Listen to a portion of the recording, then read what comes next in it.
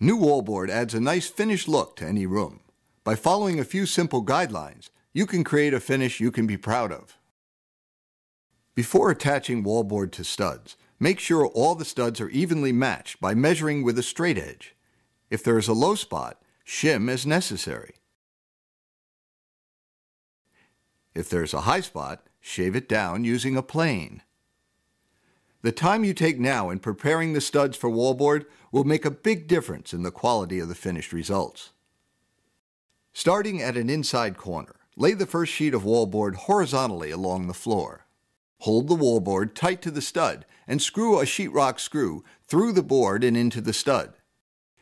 Here's a tip.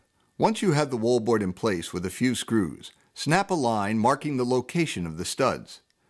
There'll be less chance of you missing a stud as you move along.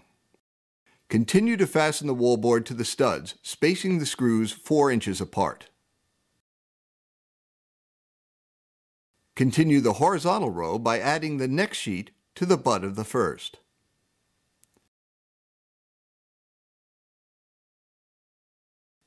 At the end of the first row, measure and mark the new board to be cut. Place the last piece tightly in the corner. There is a technique for cutting wallboard.